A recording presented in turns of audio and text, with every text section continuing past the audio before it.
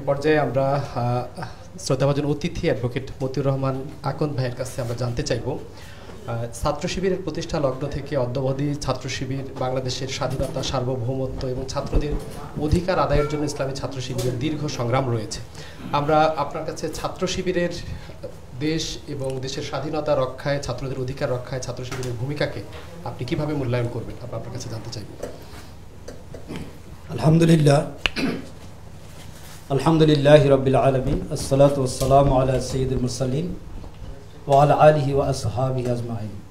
সম্মানিত এবং প্রিয় সঞ্চালক, আমাদের প্রিয় কাফেলা ইসলামী ছাত্র শিবিরের সংগ্রামী কেন্দ্রীয় সভাপতি, শ্রদ্ধেয় শিক্ষক মণ্ডলী, এই কাফেলার সাবেক কেন্দ্রীয় সভাপতিবৃন্দ, দেশ এবং বিদেশ থেকে যারা এই অনুষ্ঠান দেখছেন, আমার প্রিয় ভাইয়েরা, আসসালামু আলাইকুম ওয়া রাহমাতুল্লাহি ওয়া বারাকাতুহু। ইসলামী ছাত্র শিবিরের প্রতিষ্ঠা লগ্ন থেকে কিভাবে ছাত্র শিবির স্বাধীনতা, সার্বভৌমত্ব, ছাত্রদের অধিকার আদায়ের সংগ্রামে শিবির ভূমিকা রেখেছে তার মূল্যায়ন অনেক লম্বা একটি বক্তব্য। কারণ ইসলামী ছাত্র শিবিরের প্রতিষ্ঠা না হলে এবং শিবিরের অস্তিত্ব যদি সমাজে না থাকে, শিবিরকে মাইনাস করে যদি আমরা এই দেশকে কল্পনা করি, তাহলে আমরা একটি অন্ধকার জাতিকে দেখব।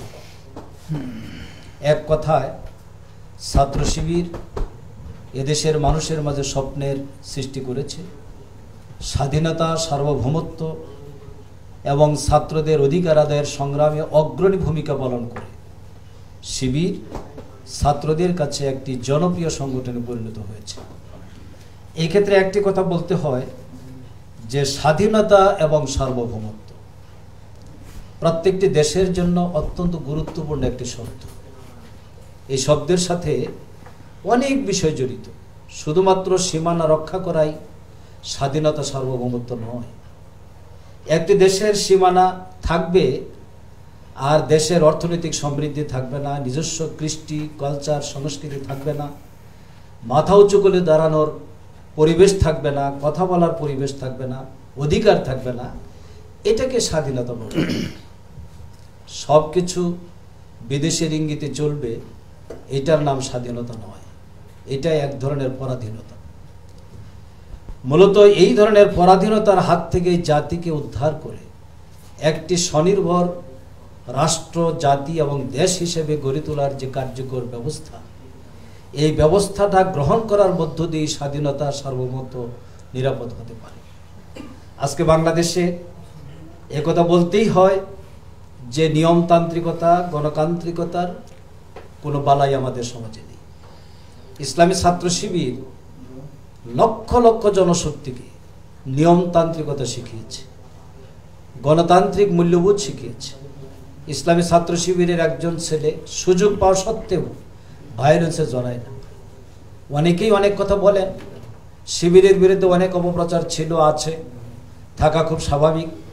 কিন্তু ইসলামী ছাত্র শিবির ওয়ান দ্য অর্গানাইজেশন, যে শিবির কমপক্ষে 3টি বিচার বিভাগীয় তদন্ত কমিটি মোকাবেলা করেছে।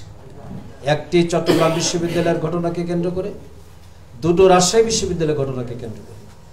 এই জুডিশিয়ারি ইনকোয়ারি কমিটি যে সময় হয়েছিল, সেই সময়টাতে ইনকোয়ারি কমিটিকে প্রভাবিত করা হয় নাই, সরকার তার প্রভাব খাটায় নাই, তারা নিরপেক্ষভাবে কাজ করেছে।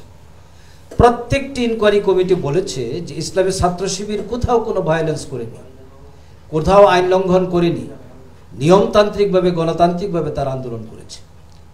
1993 সালের 6 ফেব্রুয়ারি যে ভয়াবহ ছাত্র সংঘর্ষ হয়েছিল, 5 জন ছাত্র একদিন নিহত হলো, এর প্রেক্ষিতে একটি তদন্ত কমিটি হয়েছিল। 1990 সালের 22 জুন যখন সৈয়দ আমির আলী হলের শহীদ খলিলুর রহমানকে হত্যা করা হলো, এরপরে একটি জুডিশিয়ারি ইনকোয়ারি কমিটি হয়েছিল। চট্টগ্রাম বিশ্ববিদ্যালয়ে ভাইস চ্যান্সেলরের বিরুদ্ধে আন্দোলনের পর একটি জুডিশিয়ারি ইনকোয়ারি কমিটি হয়েছিল। সকল কমিটির বক্তব্য একটি, এই যে নিয়মতান্ত্রিকতা এবং গণতান্ত্রিকতার একটা পদ্ধতি, এটা একটি দেশের বিরাট একটি শক্তি। এই শৃঙ্খল, এই শক্তি অর্জনে সহায়তা করেছে ছাত্র শিবির। এরপর আমি বলবো যে স্বাধীনতা, সার্বভৌমত্বের জন্য দরকার হচ্ছে ঐক্য, একটা জাতিকে বিভক্ত রেখে কোনো দিন একটি দেশ স্বাধীন এবং সার্বভৌমত্ব টিকিয়ে রাখতে পারে না। কারণ বহু ঘটনা আছে।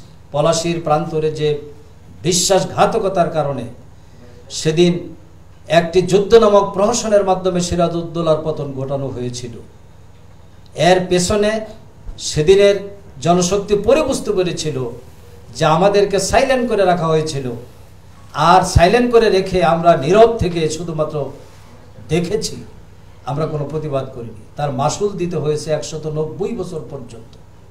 সুতরাং জনগণকে যদি ঐক্যবদ্ধ রাখা যায় এবং সুশৃঙ্খল রাখা যায়, পৃথিবীর কোনো শক্তি সেই দেশকে আক্রমণ করতে পারে না, সে দেশের সার্বভৌমত্ব ছিনিয়ে নিতে পারে না। ইসলামী ছাত্র শিবির ওয়ার্ল্ড অর্গানাইজেশন যে সংগঠনটি এই জাতিকে ঐক্যবদ্ধ করার একটি বড় নিয়ামক শক্তি নিয়ে কাজ করছে। জাতি ঐক্যবদ্ধ হবে আদর্শের ভিত্তিতে, ইমানের ভিত্তিতে, ইসলামের ভিত্তিতে। এটা নট পলিটিক্যাল ইসলাম, এটা লোক দেখানোর কোনো ইসলাম নেই। ছাত্র শিবির যে ইসলামের দাওয়াত, ইসলামের আদর্শ মানুষের মধ্যে প্রচার করছে, সেই আদর্শ মানুষের ইমানি চেতনা, দেশপ্রেম, দেশের ভালোবাসা তৈরি করে। এইভাবে ছাত্র শিবির স্বাধীনতা, সার্বভৌমত্ব রক্ষার ক্ষেত্রে অতন্দ্র প্রহরীর ভূমিকা পালন করছে।